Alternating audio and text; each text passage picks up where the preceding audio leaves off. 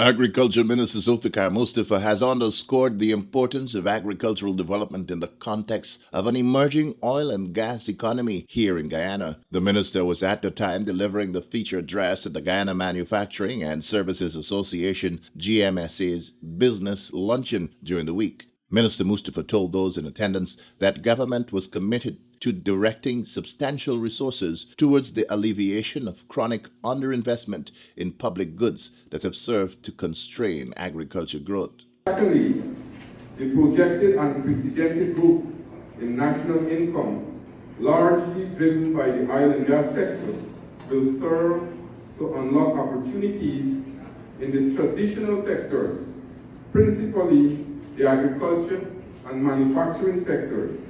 In this regard, we recognize that these two factors are directly connected and linked together. It is clear, therefore, that these two considerations forms the bedrock of any discussion on the topic emerging opportunities in agriculture for the private sector in Guyana's oil and gas economy. In particular, the demand for food, especially high-value fruits and vegetables, and livestock and dairy products, are all projected to increase as incomes rise over time and as the employment potential in the oil and gas sector rises. Additionally, the influx of workers already evident to serve the oil and gas sector and auxiliary sectors will serve to heighten urbanization, and further urban consumer preferences will lead to increasing demand for high-quality processed foods with greater domestic value added. This overall scenario implies a large and potentially explosive future growth in the downstream components of the food value chain, particularly wholesaling, retailing, and logistics. These effects are in themselves emerging opportunities for Guyana's private sector that are already taking hold in our developing gas and oil economy, and our government is therefore committed to providing the necessary support and an enabling environment to allow for Guyana's agriculture and manufacturing sectors to significantly strengthen their competitiveness and increase their ability to take advantage of these emerging opportunities. The Agriculture Minister noted that partnerships between the government and private sector is pivotal to the repositioning of the growth trajectory of the agriculture sector. He said initiatives in this regard are also underway. In this regard, a number of programs will be initiated, a number already has been initiated, and will continue to modernize the landscape of our country. Some of the programs that we'll embark on are adequate and stable power and water supply given the hygiene requirements of food processing, especially refrigeration and the vulnerability of agriculture produce to spoilage. Clear and credible quality and safety standards with efficient testing and enforcement, including certification, to ensure access to high-value export markets as well as locally. And thirdly, enhance agricultural health and food safety and traceability services.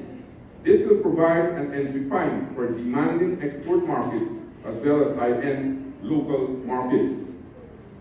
To this gathering, let me emphasize that targeted interventions to support the agriculture sector have already been implemented. These include, but are not limited to, incentives for the private sector and assistance to agro-producers, inclusive of farmers and agro-processors. The government recognizes the importance of the private sector, partnering with the government and the Ministry of Agriculture in particular, to improve and develop our food systems. As a result, the Ministry of Agriculture has facilitated and created an environment which support investments, local producers, and their recovery efforts. Investment opportunities are to be found in the priority areas of agroprocessing, coconuts, corn, and soybeans, niche vegetables, beef, dairy, poultry, and aquaculture. Minister Mustafa also pointed to the opportunities that exist in the aquaculture sector in Guyana.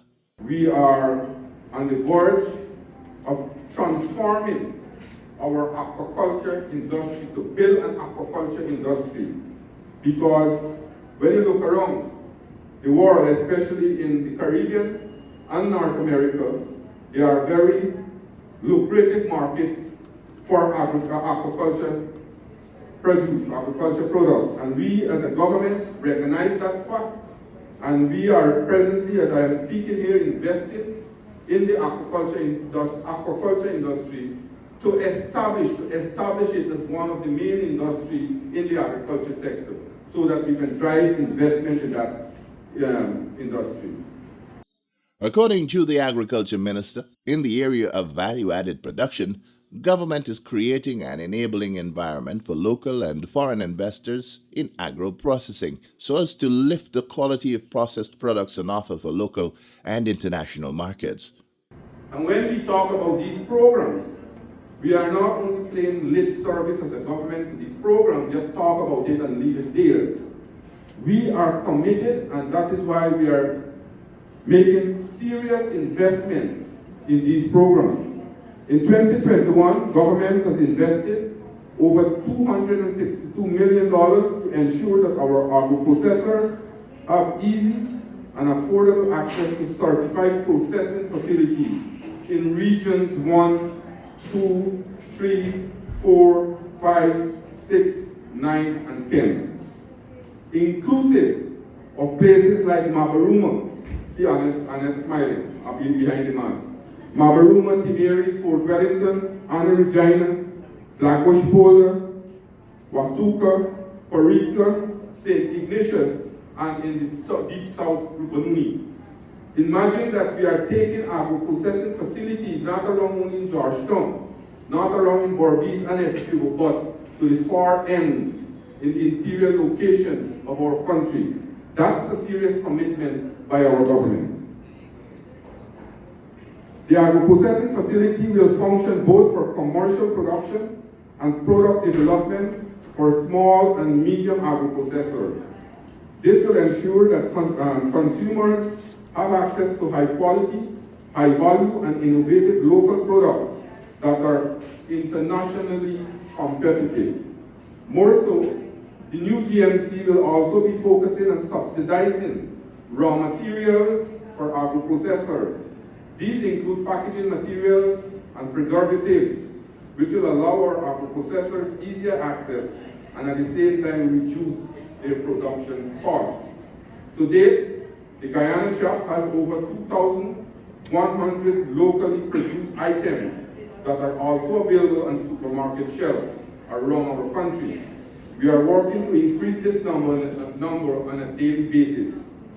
Minister Mustafa challenged the private sector to support the efforts of the government in its enabling interventions by supporting and promoting the buy local approach that will lessen the import bill for products that are available here but are still being imported in large quantities. We need the private sector, however, to be prepared to buy local and reduce import of similar products. As a country, we are importing too many commodities that can be produced locally. So that's a challenge to the private sector. Attendees at the Gmsa event were also briefed on government's efforts in the livestock sector, efforts to increase production and productivity, add value, and generally provide a range of quality products that will impact the high import costs for commodities such as dairy products.